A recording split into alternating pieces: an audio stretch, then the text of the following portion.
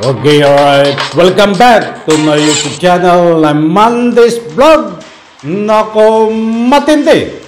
Mainit na naman, mga kaibigan, itong ating tatalakayin.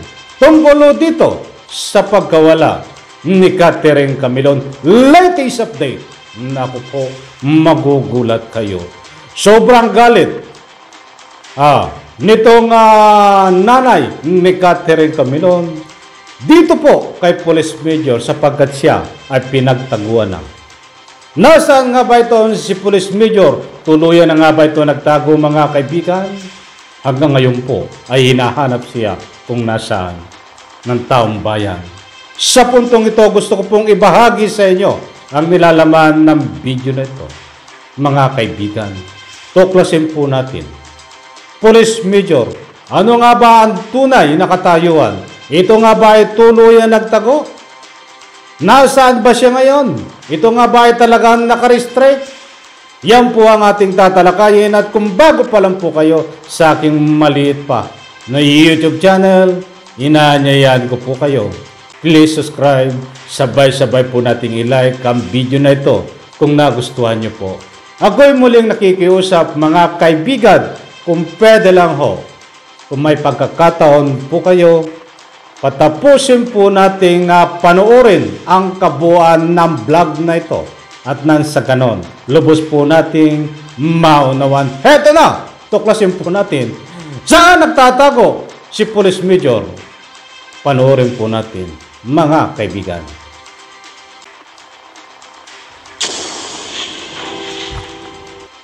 Dumating naman ang ina ni Catherine at inaming galit siya kay Major De Castro.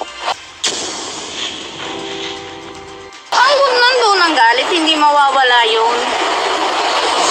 Dahil yung aming anak, wala. Hindi namin alam kung nasaan.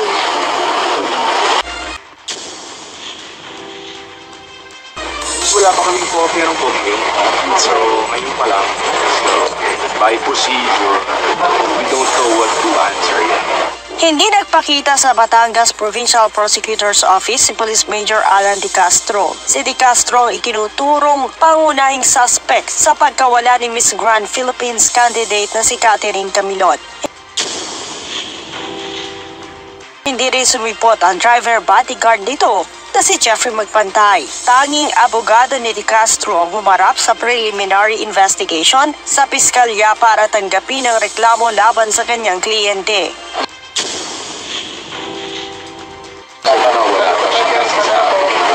When we read the complaint, hopefully may masasabi.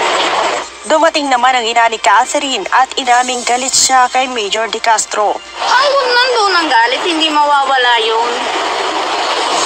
Dahil yung aming anak, wala. Hindi namin alam kung nasaan. Na wala namang ibang sinasabi, kundi talagang siya ang may alam. Subalit hiling dito kay Major De Castro. Noon pa lagi kong sinasabi sa kanya na ibalik niya ang aming anak, ilabas niya kung nasaan. Wala na naman kaming ibang hinihiling pa eh.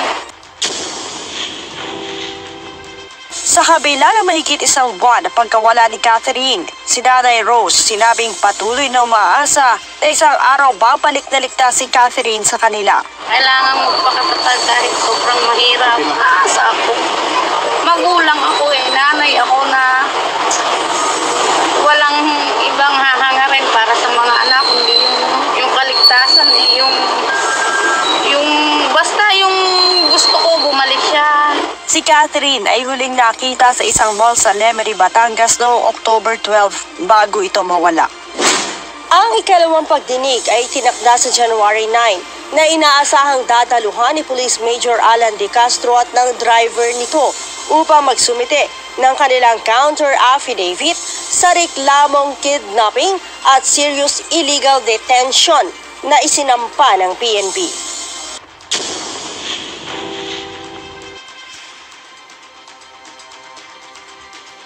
Okay, alright. Shout out UNTV. Maraming salamat. Ipahintulot ang paggamit ng inyong video clips. Suportahan din po natin yan kung gusto nyo po ito pong UNTV. Okay, nako po, ilang tulog na lang mga kaibigan, ay malapit na po ang Pasko. Advance Merry Christmas po sa ating lahat. Okay, at heto at bigyan po natin ang highlight. Maliwanag naman ho ang pinanood po natin. Diyan po tayo magbabatay sa ruling ng video na pinapakita ko po sa inyo. Nako, at yan nga ho, pangitang-pangita ay itong nanay ni Catherine Camilon ay talagang isiniwalat ang kanyang galit ho dito ho kay Police Major. Marami itong ika nga po pinagpuputok ng butsi ni Catherine Camilon. Unang-una ay siyempre yun ay normal ho na talagang magalit ka sa utak na ika nga po pagkawala ng kanyang anak na tinuturo ay itong si Police Major na dapat kahapon ay nakatakda di umano sana na sila ay maghaharap tungkol sa hearing dito sa kaso. So nadagdagan pa ang galit niya na siya ay pagtaguan nitong si Police Major. Bakit ko sinasabing pinagtaguan? Dahil wala siya hindi ho nagpakita. Ay saan ba nagtatago si Police Major? Ay ang sabi nga ho, ay nandiyan yan sa isang kampo, nakarestrict, pag-gala-gala. Alam mo pag nakarestrict ka, ang isang tao ang tinitingnan lang ay yung galaw mo. Ito ba ay talagang tinitingnan ang galaw within 24 hours para ma-monitor kung tatakas ito? Ay, hindi lang po ako nagtatanong, mga kaibigan, kahit saan o pumasyal kayo sa malalaking media platform. Ito po ay isang usapin na malaking katanungan na baka daw di umano itong si Police Major ay tuluyan ng tumakas dyan sa puder ng kanyang mga kabaro. Nako po, yan po ay isang public opinion na halos nababasa ko kahit saan pumasyal ako. Diyan po sa comment section ko din. Sa ilang oras ko pong upload, ayan, dami rin doon nagsasabi ng ating mahal na mga masugid ng taga-subaybay ay talagang tuluyan ng tumakas ito si Police Major. Huwag sana po. Ay hindi po. Ika nga po yung mga public opinion. Niyang ating mga mahal na taga-sugid na yan ay pwedeng totoo o pwedeng hindi magkatotoo. Dalawa lang po ang pamimilian natin dyan. But anyway, ay hindi po natin maaalis ang mga kanyang public opinion diyan sa comment section na binibigay po ng ating masugid na taga-subaybay. Buong puso ko pong nire-respeto yan. Datapwat ay kahit isang video ho. Kahit isang video. Itong umahawak kay Police Major na diyan sa kampo na nagbabantay kung sino man na nakakasakop dito sa pagiging restricted ni Major, ay walang makipakitang katunayan na nandoon si Major. Diyos ko po, Rode, baka tayo pinapaikot nito. Baka mamaya ito talagang tumakas ng tuluyan. Kaya hindi makapunta diyan sa ika nga po dapat hearing, hindi nagpakita at hindi nga nakita nitong nanay ni Police Major. Pwedeng rin sabihin na delaying tactics, mga kaibigan. But gusto nating ipahiwatig dito sa ilang buwan magdadalawang buwan itong kaso na ito. May isang video ay walang naipakita ang humahawak dito kung nasaan ngayon si Police Major. Talaga ba itong nakarestrict diyan sa ika nga po isang kampo na binabantayan? Naalala ko ang payo ni Idol Rapi Tulfo. Uulitin ko ang sinabi ni Senador Idol Rapi Tulfo. Siguraduhin nyo lang na hindi makakatakas yan. Sinabi ni Idol Rapi Tulfo. Ang sabi naman ni Police na tagapagsalita, yes po, sigurado 24 oras. Ika nga po ay binabantayan. Bakit hindi ilipat sa kulungan? Ang sabi naman ng tagapagsalita, ulitin kong muli ito, natalakay ko na ito isasangguni po natin sa kinaukulan para maikulong sa Rias na Bakal. Hanggang ngayon po, Pasko na. wala pa rin. Naulitan ko na rin kanina yan, ha? Pasensya na po kung naulitan ko.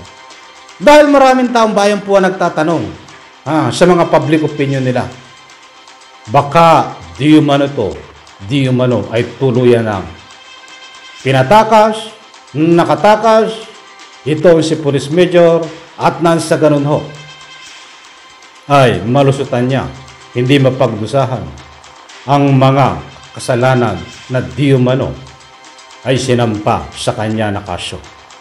Dahil sa turo po ng ebidensya ay iisa po talaga siyang tinuturo na utak dito ho sa pagkawala ni Catherine Camilon. Okay, alright. Sana po sa puntong ito ay naunawa nyo itong ating tinalakay na kaunti. Ang maliwanag po dito ay naglabas ng galit itong nanay ni Catherine Camilon. Normal po yan. Talagang kung ako sa iyo po, nanay, pag nakita ho sa korte, tuktukan mo sa ulo ito si Police Major. Kulang pa yan. Bagamat wala pa dun yung beyond reasonable doubt na guilty sa kaso. But sa turo ho ng investigasyon ay talaga siya po ang tinuturo. Ito si Police Major sa turo ng mga ebidensya. Sana ho, mga kaibigan na lang po ho, diyan po sa comment section ay marami na naman na magbibigay ng public opinion. Naniniwala ho ba kayo na ito si Police Major ay nandiyan pa, naka-restrict, nandyan lang sa kampo? O ito ba doon sa mga nagpo-comment na sabi nila ay tuluyan ang pinatakas at nakatakas o tinatago ito si Police Major? Ay kasi hindi nga humarap nagtago, di ba? Sa korte. Katulad nga po ng nasabi ko, I am proud na harapin ang ganyang mga legal na paraan if ako ay walang kasalanan. Subalit sa puntong ito, ako ay matatakot o ako ay magtatago kung haharap ako sa isang kasalanan na ginawa ko. Yan ay isang punto de vista na ikangapoy according sa laro nitong si Police Major na ipinapakita ho dito sa investigasyon sa pagkawala ni Catherine Camilon. Maraming salamat po at pagpalain po tayo lahat. Ilang araw na lang po, ilang tulog na lang ay Pasko na. At tayo po ay nagdiriwang din ng more than 100k subscribers dito sa aking maliit pa na YouTube channel. Sa lahat po na nag-subscribe, maraming salamat po. Sa lahat po nang hindi nag-skip ng ads, maraming salamat po. Sa lahat na nagbibigay ng like, nag-share ng video ko dito sa aking maliit na YouTube channel. Sa lahat na nagbibigay ho ng public opinion, buzzers man o hindi, maraming salamat po. Kabahagi ko po kayo dito ho sa ikangapoy kung ano man ang nakamit po dito po sa 100k subscribers ng aking maliit pa na YouTube channel. Pagpalain po tayo lahat. Maraming salamat. Bye-bye. Palakpakan.